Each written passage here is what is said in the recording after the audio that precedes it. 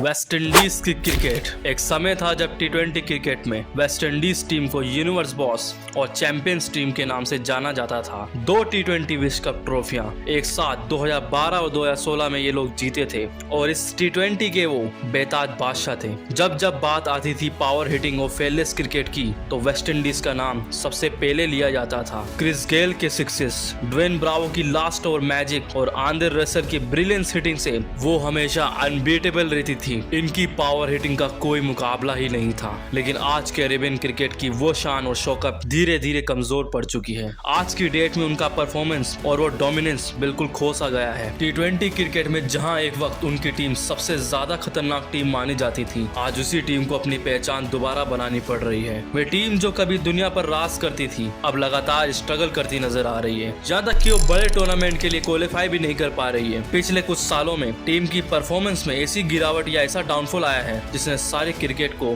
चिंता में डाल दिया है। ये सिर्फ एक छोटा सा फेज है या फिर वेस्ट इंडीज का डाउनफॉल परमानेंट हो चुका है? क्या उनके प्लेयर्स अब अपनी पुरानी फॉर्म में नहीं हैं? क्या ये बोर्ड की खराब मैनेजमेंट है या फिर स्टार प्लेयर्स के रिटायरमेंट की बात है या फिर ग्लोबल टी20 लीग की बढ़ती चमक का ये असर पड़ रहा है? इस डाउनफॉल की कहानी सिर्फ हार जीत की नहीं बल्कि मिस मैनेजमेंट, स्टार प्लेयर और बोर्ड के बीच टकरार है। और ग्लोबल टी20 लीग के सामने राष्ट्र प्राइड की कमजोर पड़ जाना ये भी कहीं ना कहीं उनका सवाल उठता है। तो आगे हम दिल दहलाने वाले डाउनफॉल के पीछे छिपे सच्चे कारणों का खुलासा करेंगे। तो तैयार हो जाइए क्योंकि ये सिर्फ क्रिकेट की कहानी नहीं बल्कि एक खोई लेगेसी के बारे में भी है। वो लेगेसी जिसे सर विवियन रिचर्ड्स और क्लाइव लॉयड ने अपने खून पसीने से बनाया था। और आज हम इस वीडियो में इसी बात को समझने की कोशिश करेंगे कि इस डाउनफॉल के पीछे आखिर रीजंस क्या हैं। वर्ल्ड टी20 के बादशाह के कैसे अर्श से फर्श पर आ गए हैं।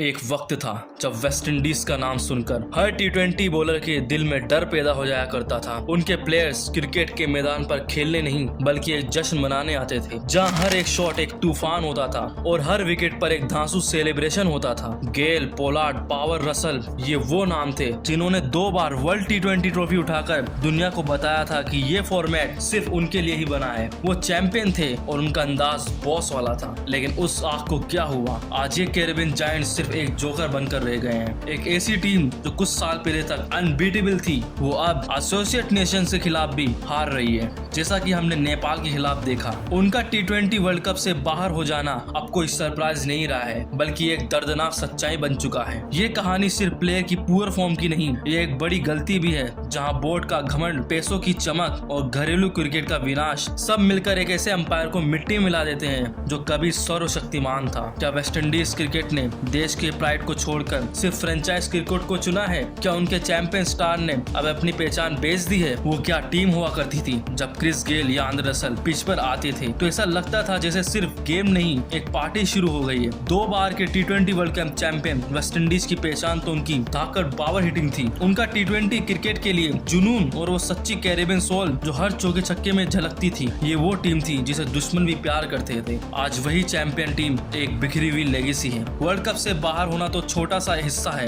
असली दर्द तो ये है कि वो प्लेयर जो देश की पहचान थे वो अब सिर्फ फ्रेंचाइज क्रिकेटर बनकर रह चुके हैं। नेशनल ड्यूटी अब उनके लिए सेकंड प्रायोरिटी है क्योंकि सीपीएल, आईपीएल और बिग बैश के पैसों की चमक ने उन्हें ज्यादा बड़ा फाइनेंशियल सिक्योरिटी दे दिया है। ये सच कड़वा है पर रियल है। जब बात देश और दौलत की आती है तो आज के दौर में दौलत जीत जाती है। जब से ग्लोबल टी20 लीग ने पैसा और शोहरत देना शुरू की है तभी से वेस्ट इंडीज क्रिकेट बोर्ड और प्लेयर्स के बीच कोल्ड वॉर शुरू हो गया है। खिलाड़ियों को नेशनल कॉन्ट्रैक्ट में कम पैसा मिलता है और आईपीएल या बीबीएल में वो कुछ ही हफ्तों में इससे ज्यादा पैसा कमा लेते हैं, तो आप उन्हें ब्लेम भी नहीं कर सकते।